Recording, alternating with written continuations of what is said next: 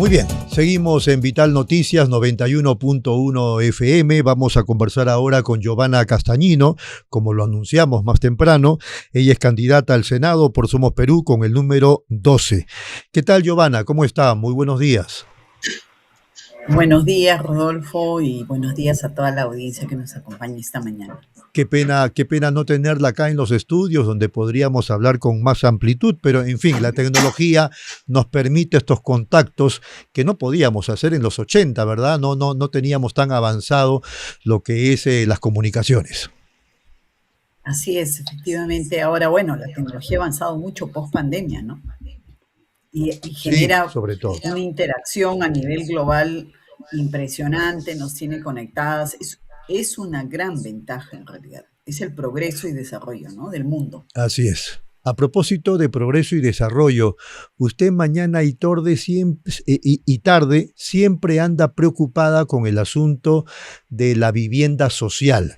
Claro, y se entiende porque hay un sector importantísimo de peruanos y peruanas que justamente sufren de este contexto de dificultad, no tener un techo propio.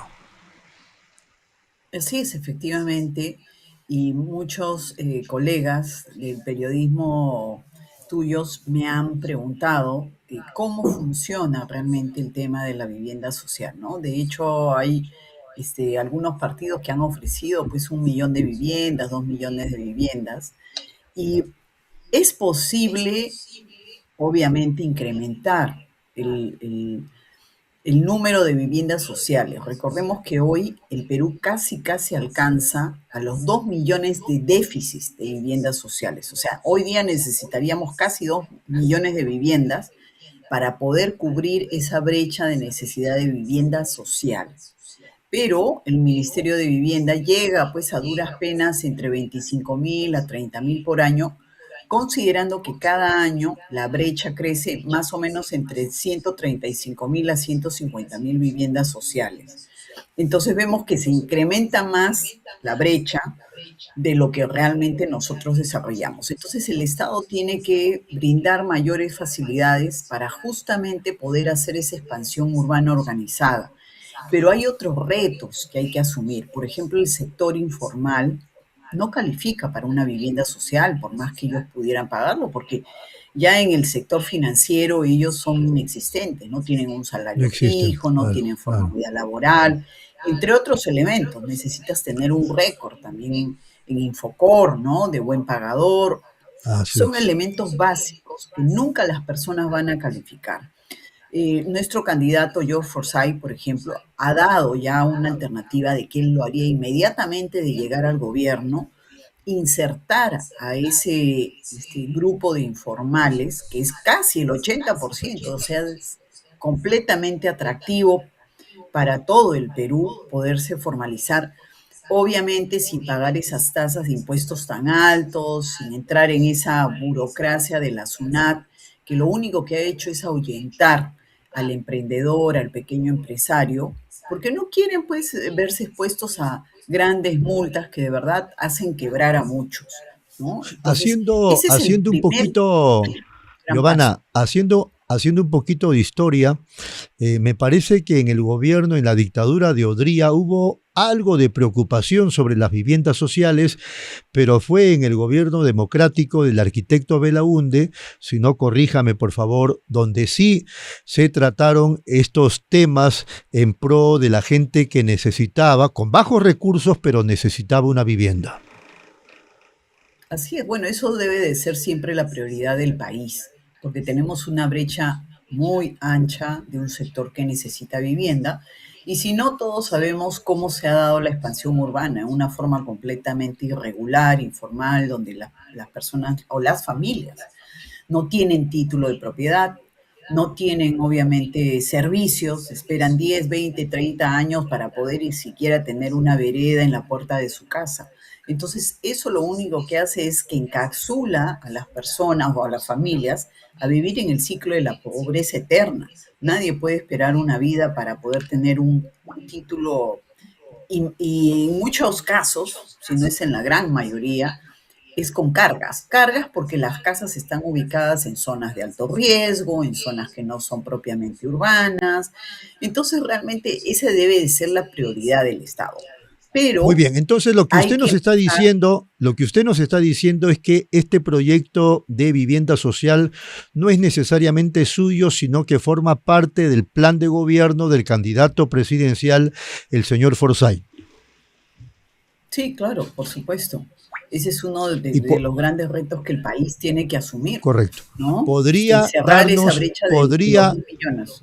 Giovanna, podría darnos algunos detalles de lo que pretende el plan de gobierno de Forsyth frente a ese contexto. Bueno, primero el plan se focaliza propiamente en el bien social. Realmente se trata de trabajar para el sector más vulnerable, ¿no? Pero el primer paso yendo propiamente a las viviendas sociales es esta formalización del informal, ¿no? Encauzarlo para abrirle la puerta y que pueda finalmente tener acceso a esa vivienda Acceso. social. Lo Claro. segundo, sabemos que las viviendas sociales, el principal motor es el sector privado. Y el sector privado tiene que trabajar de la mano con el Estado, pero el Estado tiene la responsabilidad de facilitarlo. Hoy sabemos que encontrar propiedades saneadas, es decir, con un título adecuado, es muy difícil. El cambio de zonificación es otro gran reto propiamente. La habilitación de las zonas de expansión donde van a desarrollarse las viviendas sociales también, pero la normativa nos permite generar diversas modalidades que se pueden trabajar sin ningún problema. Obviamente, la audiencia debe tener conocimiento de que yo trabajo desde el año 2011 en todo lo que son las ciudades inteligentes, que no son tecnologías, sino son propiamente el cierre de brechas de los servicios que la población necesita. Entonces, esa planificación territorial yo la conozco plenamente. Hoy existe la normativa peruana y también venimos acompañados a través del comité de INACAL, donde trabajan lo que es las ciudades inteligentes ISO, propiamente las normas técnicas internacionales que pueden ser perfectamente adoptadas y aplicadas dentro del territorio peruano. Estas normas nos permiten planificar en forma ordenada, sacar un diagnóstico, establecer dónde se requieren esas viviendas sociales a nivel nacional. No estamos hablando de Lima, sino en todo el Perú, y es perfectamente factible hacerlo.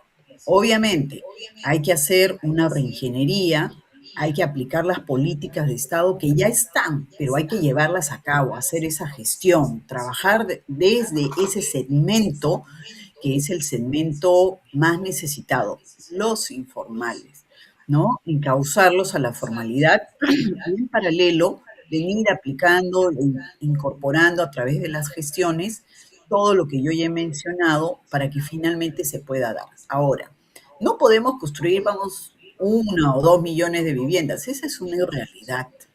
Mm. Es falso, yo diría que es populismo de campaña, ¿no? Lo que sí se puede hacer en una máxima, y yo estoy hablando con cifras donde ya se ha hecho el trabajo del estudio, lo que el país podría hacer sin afectar la caja fiscal, 200.000 viviendas por año. Y esto no se empieza que el primer año yo asumo el gobierno y en un año voy a tener las 200.000. Es mentira. Eso sería en el segundo año. Entre el segundo y tercer año sí podrían salir las primeras 200.000 viviendas trabajando con estos sectores más necesitados, ¿ya? Una vivienda digna, con título de propiedad, obviamente en un lugar urbano, con todos los servicios, como debería de ser, Rodolfo. El Perú hoy lidera la macroeconomía a nivel de Latinoamérica. O sea, las posibilidades de hacerlas existen. Solamente es voluntad política y obviamente experiencia y conocimiento, que lamentablemente la gran mayoría de los que hoy nos representan no lo tienen, no tienen Mm. esa visión, no han hecho gestión de este tipo, no conocen cómo aplicar una política de Estado adecuada que pueda servir al sector más vulnerable con algo tan importante como es una vivienda. Las personas trabajamos una vida por tener una vivienda porque ese es el hogar, es lo que le vamos a dejar a nuestros hijos, es lo que nos va a dar tranquilidad. Y no solamente eso, sino que la vivienda te puede permitir poder utilizar la vivienda, por ejemplo, para alguna emergencia, el estudio de mis hijos, yo saco un Claro, crédito, obviamente poniendo en garantía la vivienda, siempre siendo hipotecas. cautos, pero te sirve toda una vida para salir del ciclo de la pobreza. Esa tiene que ser la prioridad de cualquier gobierno que entre, ¿no? Y obviamente desde Somos Perú nosotros lo tenemos clarísimo, ¿no? Y será una de las prioridades. Muy bien, Giovanna. Entonces, el número 12, ¿verdad? El día 12 de abril, marcar el número 12. Así es. Yo invito a toda la población, primero que me siga en redes, conozca las propuestas que las estamos difundiendo todos los días de diversas formas, la experiencia que tengo, cuál es la intención de llegar al Senado y de considerarlo conveniente y me dan la confianza, el 12 de abril escriben el número 12 en el corazón de Somos Perú para el Senado Nacional. Yo tengo Muy bien. representación nacional, obviamente los que nos ven a nivel internacional, todos que viven a nivel mundial pueden también escribir el número 12 el 12 de abril. Listo. Giovanna, ha sido muy amable. Muchas gracias por atendernos. Gracias también a ustedes. Que tengan un Muy bonito gentil. fin de semana. De igual manera. Vamos a la pausa. Regresamos luego de la franja electoral.